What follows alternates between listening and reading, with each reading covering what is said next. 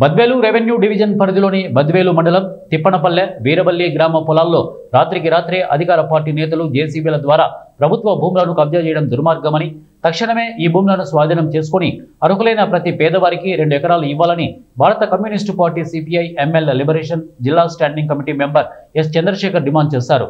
రాత్రి కబ్జాకు గురైన ప్రభుత్వ భూములను ఆ పార్టీ బృందం ఆధ్వర్యంలో పరిశీలించారు.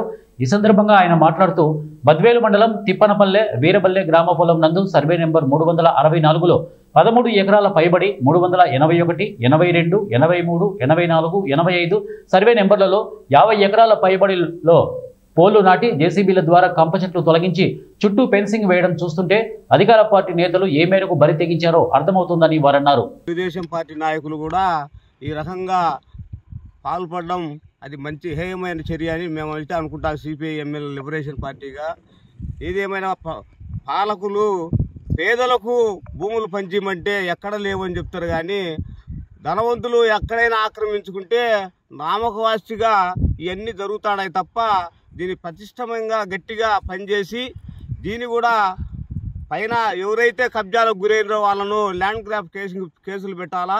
వామపక్షాలు ఏమైనా పోయి అట్లా వినగా చూసి వచ్చినా కూడా కేసులు పెడతాను. మరి వీళ్ళపైన ఎందుకు కేసులు పెట్టకూడదని సిపిఐ ఎంఎల్ లిబరేషన్గా డిమాండ్ చేస్తాం. తక్షణం ల్యాండ్ గ్రాపింగ్ కేసు నమోదు చేయాలా.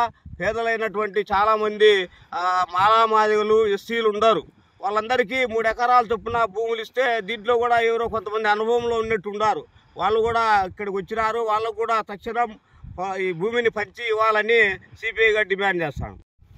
కడప జిల్లా బద్వేలు నియోజకవర్గంలోని బద్వేలు మండలం తిప్పనపల్లె అదేవిధంగా ఈరబల్లి గ్రామ పొలాల నందు వందలాది ఎకరాలు ఈరోజు ఆక్రమణకు గురైనటువంటి సందర్భం స్పష్టంగా కానొస్తుంది.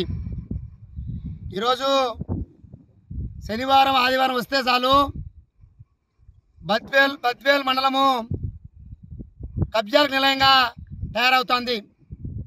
ఈరోజు శనివారము మొదలు పెడితే తెల్లవారం ఆదివారం వస్తుంది కాబట్టి అధికారులు ఎవరు ఉండరనేటువంటి ఉద్దేశంతో మొత్తం రెండు పంచాయతీలు ఉన్నటువంటి వందలాది ఎకరాలలో ఈరోజు ఒక పక్క కంచెలు వేయడము, ఒక పక్క పోలు నాటడము, ఒక పక్క జేసీబీలతో ముళ్ళ కంచెలు వేయడము,